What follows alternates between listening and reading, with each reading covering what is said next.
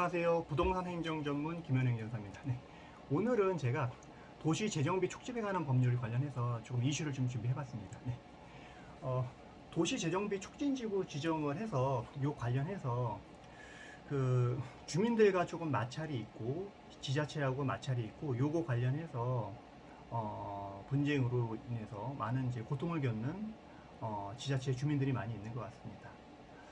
먼저 그 도시재정비법상 어떤 그 일반적인 어떤 내용부터 먼저 설명을 드리겠습니다. 네. 도시재정비법은 일단 예전에 이제 그 도정법상 도시및주거환경정비법상 사업을 계속 해왔죠.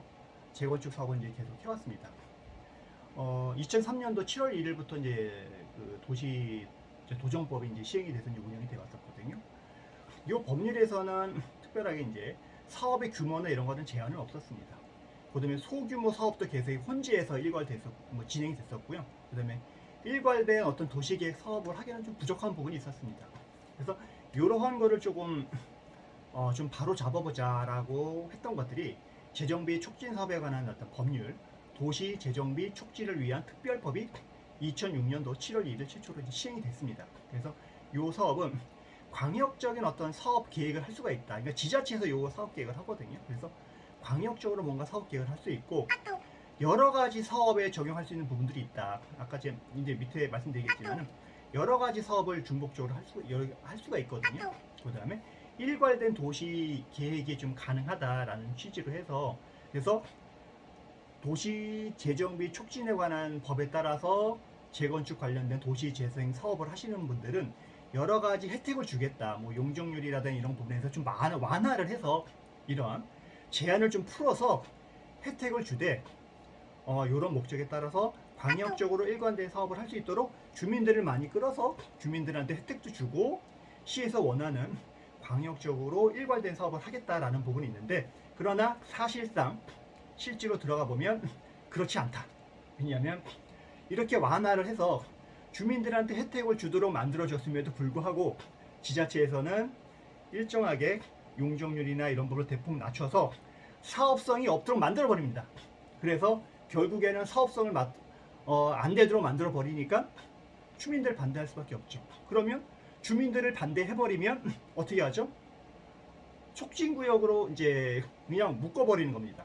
그래서 촉진구역으로 재정비 촉진 이제 존치구역으로 묶어버리는 거죠. 죄송합니다. 존치구역으로 묶어버리게 되면 사실상 사업이 답보 상태가 되는 거죠. 그러면은 동의가 안 나오기 때문에 다른 데만 사업을 하고 이 구역은 계속해서 정주 여건이 악화되고 이렇게 5년, 10년 계속 지나는 거죠. 그러면 여기 있는 주민들은 재정비 촉진 사업으로 지구가 지정이 돼서 하는 것들은 너무나 사업성이 없기 때문에 이거를 재정비 촉진 지구 요거 계획을 빨리 변경해라. 요걸 지구에서 해제를 해라. 제척을 해라. 이런 요구를 하는 주민들이 있으세요. 근데 지자체에서는 안 해주죠. 안 해주고 계속해서 주민들과 계속해서 수년 동안 하고 그러면 그럴수록 지자체 시민들은 계속해서 지쳐가는 거예요. 보통 이런 지자체에서는 본인들이 키를 갖고 있기 때문에 계획을 짜고 하는 것들은 여기서 다 합니다. 시에서. 주민들이 할 수 있는 권한들이 없어요. 그러면 계속해서 이런 싸움을 하다 보면 시간이 지날수록 주민들은 지쳐만 갈 거고 그러면 어떻게 해서든지 사업을 따라올 수밖에 없다 하는 것들이 대부분 지자체의 전략인 것 같습니다. 그렇게 해서 합당한 이유도 없이 계속해서 거부를 하고 이렇게 해서 시간만 지체해서 우리가 판 짜놓은데 주민들 너네들 들어와 따라와. 니네들이 실질적으로 조업을 해서 사업의 주체가 되지만 처음에 계획을 짜는 거는 우리가 하는 거야. 설사 주민들이 조업을 설립해서 사업을 한다고 하더라도 사업의 주체는 주민이라고 하더라도 우리가 판 짜놓은 대로 그대로 사업해. 딴소리 하지 마. 이렇게 하는 거죠. 그러면 결국에는 주민들은 사업성이 없는 거를 시간이 지날수록 지치고 피곤해지고 하면서 시에서 짜놓은 판에 따라서 따라올 수밖에 없게 되는 거죠. 그래서 이러한 스타일 때문에 계속해서 분쟁이 있고 마찰이 있고 하는 경우가 굉장히 많이 있다. 계속해서 존치구역으로 남게 되게 되면 아무것도 사업이 할 수가 없는 거죠. 그래서 그 도시재정비 사업에는 아까 제가 말씀드린 것처럼 여러 가지 사업을 같이 할 수가 있거든요. 도시주거정비법상 주거환경사업도 할 수 있고 재개발사업, 재건축 사업도 할 수 있고 빈지 및 소규모 법상 가로주택 사업도 할 수가 있습니다. 소규모 재건축 사업도 할 수가 있습니다. 이런 사업을 여러 가지 사업을 할 수 있는데 이러한 사업을 하되 도시재정비법상의 틀 안에서 요 사업을 해라. 도시재정비 사업 지구 지정하는 거를 해제를 하고 별도로 사업을 하지 말아라.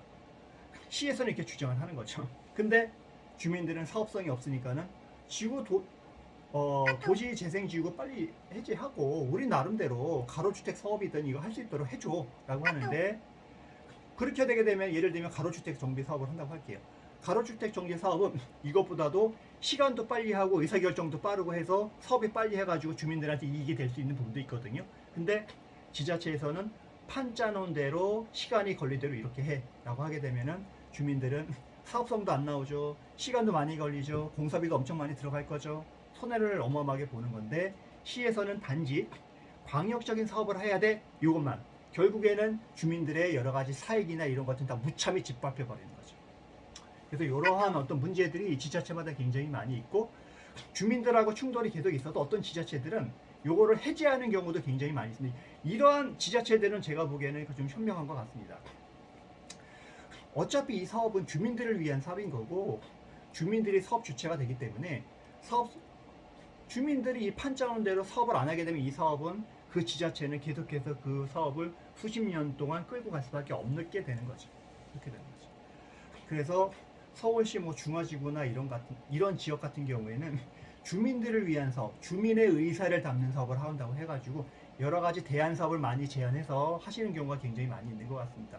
굉장히 모범적인 사례라고 저는 생각을 합니다. 사업은 이렇게 된다고 저는 생각을 하는데 지자체에서는 공무원들이 본인들 행정 편의상 그런 부분들이 너무 많아서 좀 안타까운 부분들이 많이 있고요. 그래서 이런 분쟁들은 일단은 결국에는 행정소송으로 할 수가 없습니다. 왜냐하면 지자체에서 판을 짜놓고 계획을 짜는 부분이기 때문에 이런 부분은 처분성이 없어요. 어떻게 행정심판이라든지 행정소송을 하려면 처분성이 있어서 법원의 소송이나 뭔가 해야 되는데 없기 때문에 결국에는 부당한 행정이라고 생각을 해서 국민권익위원회에다가 고충민원을 통해서 고충민원이라는 게 딴 게 없습니다. 법원처럼 법원에 소송 제기하는 것처럼 그런 형식으로 법원에 소장 들어가잖아요. 그럼 거기다 법리적인 내용 쓰는 것처럼 똑같이 그런 형식으로 국민권익위원회에다가 고충민원을 써서 그 지역의 현안 문제, 행정기관의 유법성, 부덕성 이런 것들 여러 가지 내용을 다 써가지고 국민권익위원회에 제출을 해서 요거를 해결해 보는 방향으로 가야 되지 않을까라는 생각이 듭니다. 그래서 이런 분쟁이 있으신 분들은 언제든 전화를 주시면 저희가 그 상담을 해서 해결할 수 있는 여러 가지 뭐 솔루션이나 전략 같은 거를 조금 생각을 같이 해볼 수 있는 기회를 좀 드리도록 하겠습니다. 그래서 같이 논의를 하고 저희가 나름대로 검토를 해서 대안도 한번 뭐 전략도 한번 제시를 해보드리고 그래서 저희가 자문 컨설팅을 해드리니까는 아래 연락처가 있으면 전화 주시고요. 그래서 하루빨리 이런 문제들이 많이 해결됐으면 좋은데 너무나 안타까운 소리들이 많이 있어서 경기도만 해도 이런 뭐 지자체들도 있고 지방에도 여러 지자체가 있는 것 같습니다. 그래서 이런 문제가 빨리 해결돼서 주민들이 원하는 사업, 주민들이 이제 사업성이 있어서 그런 사업으로 빨리 될 수 있을까 하는 그런 바람에서 영상을 준비해봤습니다. 오늘 여기까지 하고요. 마지막으로 좋아요, 구독 저희 큰 힘이 되니까 부탁드리겠습니다. 오늘 여기까지 하겠습니다. 감사합니다.